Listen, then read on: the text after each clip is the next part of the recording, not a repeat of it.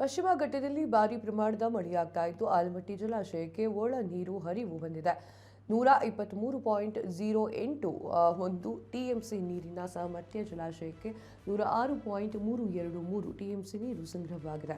14 ಗೇಟ್ಗಳ ಮೂಲಕ 42.500 ಕ್ಯೂಸೆಕ್ ನೀರು ಹೊರಗಡೆ ಬಿಡಲಾಗಿದ್ದು ದಿನದಿಂದ ದಿನಕ್ಕೆ ಒಳಹರಿವು ಹೆಚ್ಚಾಗ್ತಾ ಇದೆ. ಪಶ್ಚಿಮ ಘಟ್ಟದಲ್ಲಿ ಭಾರೀ ಮಳೆ ಆಲಮಟ್ಟಿ ಜಲಾಶಯಕ್ಕೆ 106.323 ಈ ಒಂದು ಟಿಎಂಸಿ ನೀರು ಒಳಹರಿವು ಇದೆ.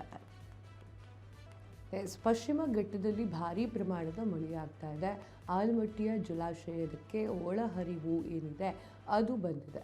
123.081 ಟಿಎಂಸಿ ನೀರಿನ ಸಾಮರ್ಥ್ಯ ಜಲಾಶಯಕ್ಕೆ 106.323 ಟಿಎಂಸಿ ನೀರು ಸಂಗ್ರಹವಾಗ್ತಾ ಇದೆ.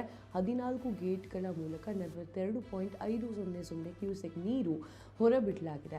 ಇದು ದಿನದಿಂದ ದಿನಕ್ಕೆ ಒಳಹರಿವು ಏನಿದೆ ಅದು ಹೆಚ್ಚಾಗ್ತಾ ಇದೆ. ಇನ್ನು ಪಶ್ಚಿಮ ಘಟ್ಟದಲ್ಲಿ ಭಾರೀ ಮಳೆ ಆಗ್ತಾ ಇದ್ದು ಆಲಮಟ್ಟಿ ಜಲಾಶಯಕ್ಕೆ 106.323 ಟಿಎಂಸಿ ನೀರು ಒಳಹರಿವು ಬಂದಿದೆ.